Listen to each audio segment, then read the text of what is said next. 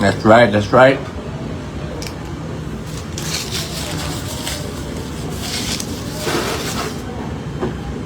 Katie na Katie ba? Si Katie nasunog yung dito niya. Nagbabalat.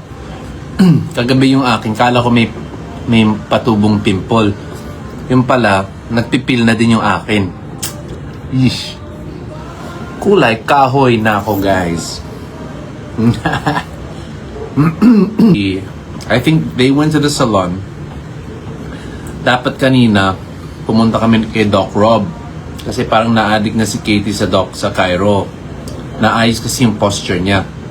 So I was going to pick them up pero nasa salon pala sila.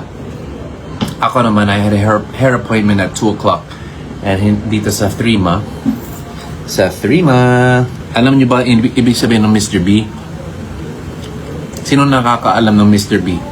Sige nga, hulaan niyo ka. Hulaan niyo.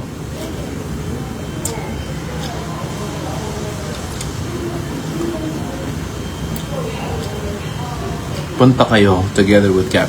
Saan? Janet Ward. Saan?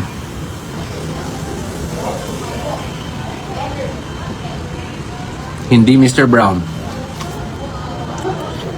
You know why she calls me Brown? You know why they call me Brown before? Kasi when we first met, no, it's not babe. When we first met, we met dyan sa States kasi concert niya. Wow. Concert niya, ako lang yung guest. Kami ni Jonalyn Viray. We were her guests. And since a lot of the songs that I was singing was Chris Brown songs, her and her team started calling me Brown. Chris Brown, also because my color was brown. So yun, that's where it came from. But Mr. B is not Mr. Brown, okay? Klaro ko lang. Hindi siya Mr. Brown. Kamukha ko ba si Katie ngayon? It's not Mr. Baum. Mr. Be? It's not Mr. Be. It's not Mr. Brown. Hindi siya Mr. B. We got back yesterday. Nauna sila sa flight. Actually, same flight kasi kami. Hindi namin alam bakit may nag-email sa kanila. Siyempre, Team Cat yun and Team KL. When we're together, we're Team KKK. Right? So, of course, I booked my team's tickets. She booked her team's tickets. And for some reason, I think it was April 4, mga April 3 or 4, nakatanggap sila ng email na they bumped their, no, it's not Mr. Bear. They bumped their flights to 1 p.m. Kasi kami, all of our flights dapat 6:40. So, nauna sila. And it worked out. Actually, it's crazy. Parang everything is aligning. The universe is doing its thing. And the reason I say this is because na-bump yung flights nila. Tapos nung na-bump yung flights nila, biglang nagkaroon ng taping si Kat. So, yung taping ni Chiki, the day she returned. That's why when she came back, nakahabol pa siya sa taping. So, it was a blessing in disguise yung nangyari. It was perfect timing yung nangyari. Na-move yung flight niya, nakapasok pa siya sa taping. Kasi wala talaga siyang taping nun. Sorry, dumigay ako. No, B is not for baby. Keep guessing, guys. Keep guessing. Bakit di po kayo magkasama? Hindi kami magkasama ngayon. Nasa salon siya, nasa salon din ako. Kasi bukas may guesting kami kay Tito Boy. Mr. Bagal ka dyan. Bagal ba? Pero that's what I said. One step at a time. Okay, hindi naman kailangan madaliin lahat. Important decisions, you take your time.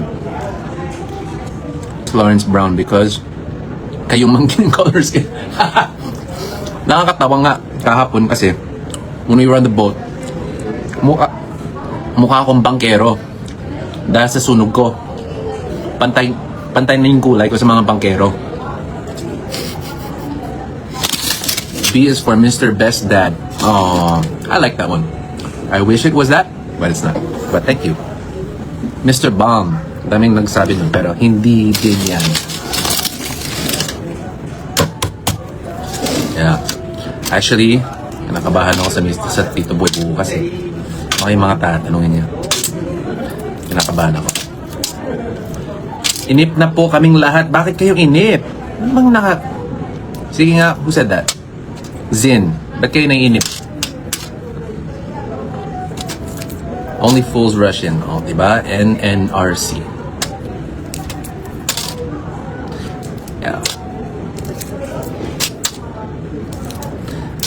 Gusto lang namin good vibes. Happy. We want everything. May nagtanong ng question dyan. Yes. Babe yan, di ba, Pops? No, hindi siya babe, okay? Ito. Mag-sponsor na daw sa kasal. Nax! Shoutout kay Ma'am Malu, Lola Zenny, Kuya Ian, Iwa, yung mga family ni Kat. Sobrang asikaso sila. Nakakataba ng puso kasi they really treat me and my team like family. Lalo na si Lola Zenny. Lalo na si Lola Zenny, paggising ko, she already cut my fruits. Tapos tinabihan pa niya ako ng fruits ko. Kasi alam niya hindi ako kumakain ng karne. So talagang meron akong special na plate. Puro fruits lang. So nakakataba ng puso. It feels good pag sobrang inaalagaan ka ng ganon. Umagay yung kulay ko sa skin tone ko. Kasi sunog ako ngayon eh. No free dyan, May 9. May concert si Nina. Tanungin ko si Chiki and si Katie kung gusto nila manood. Try ko silang dalhin. Kung walang taping si Chiki. There's a question there. The answer to that question is yes. It's a good one. Nanood ba kayo ng English challenge namin when we were on the beach? I thought that was funny. Mr. B stands for ballad. Nope. Marites Pamor. Marites for son. What's magbunyi? Daw. Yes, daw. Dun sa tanong. Oh. Okay? That's all you need to know. Okay. Parang may delay ng konti, no? May delay. Gets ko na. So, yung sinasabi niyong yes, medyo, for me, that was like 4 or 5 minutes ago. So, ngayon pala, lumalabas sa inyo. Ano kaya tanong? Mag-scroll up ka na lang para makita mo. Mr. B is not for brown. No. Even though, yeah, brown starts with B, but it's not brown. It's not, Mr. B is not brown. But I am brown. I'm brown as hell right now. I'm brown AF.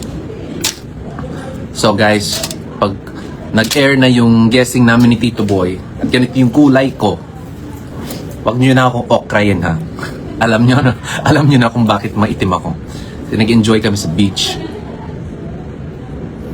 Gusto nga baguhin yung time para at least magpa-fresh ako ng konti. Whatever. Naka-schedule na. So, syempre, you have to be professional. I gotta be professional. Di ba nga sabi, yes. Love is a choice. Love is a decision. No pressure. Good vibes. Lang lagi. Pera konta, kampuso. Very nice question, ma'am. Sinagot ko na.